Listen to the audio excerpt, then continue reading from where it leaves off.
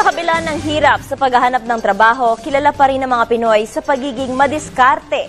Mula sa pagiging worker hanggang sa pagiging call center agent, hindi nauubusan ng racket ang ilan nating mga kababayan, maitawid lang ang kanilang pangangailangan.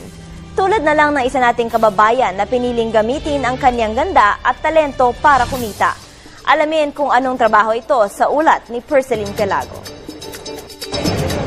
Kasabay ng kabi-kabilang job fair ng Department of Labor and Employment, pursigido pa rin ang ating mga kababayan na makahanap ng hanap buhay. Mula sa pagiging call center agent hanggang sa pagiging construction worker, tila lahat na ata ng trabaho sinasabak na ng mga Pinoy. Pero ibahin nyo ang magbarkadang ito na piniling maging brand ambassador. Hindi sila modelo, hindi rin sila nag-a-apply para maging artista. Hi, my name is Timothy Bonaventura, 21 years old, currently residing at 1288 Quiegadas. I'm Mary Rosen Casilla, 21-year-old. I'm currently residing at Bulacan. Ayon kay Mary Rose at Timothy, ang pagiging brand ambassador daw ang pinakapatok ngayon, lalo na sa mga estudyante at sa mga hindi pa nakakahanap ng kanilang permanenteng trabaho. Sila yung nag-flyering, sila yung nag-provide ng sampling. If you're quite familiar on different malls, may namimigay ng samples ng mga brand and meron namimigay ng mga flyers. Sila yung mga brand ambassadors natin. They actually do work during weekends. Diba, minsan, pag umpisa kasi, diba, may hiya ka.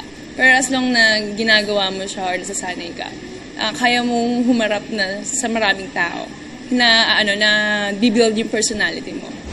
Kasi yung mga kasabayan mo for go-see, talagang madadown ka. Pero syempre, sa work na to, parang pakapala ng mukha lang. Paliwanag ng isang talent agency, puhunan ng mga sumasabak sa ganitong trabaho ang makinis na balat, maamong muka at magandang tindig. Kung ano yung peg ng artista na nag-endorse ng brand niya, dapat yung dating niya. So, that's why parang ang hirap din mag-pool ng manpower for the brand ambassador. Sa sitwasyon ni Timothy, sinalba daw ng pagiging brand ambassador ang kanyang pag-aaral ng kolehiyo. So in order for me to support my studies, ito lang yung nakikita kong way para mag-work na hindi maapektuhan yung studies ko, schedule ko sa studies. Si Mary Rose, itinuring namang bread and butter ang racket na ito. Kasi yung brand ambassador, siya yung bagong industry ngayon for advertising, di ba? So, kung may uso yung mga call center ngayon, kailangan bukasin natin is easy money, di ba? Samantala, patuloy naman ang pakikipagtulungan ng mga talent agency sa iba't ibang eskwelahan para matulungan ang ilang nangangailangan ng suportang pinansyal.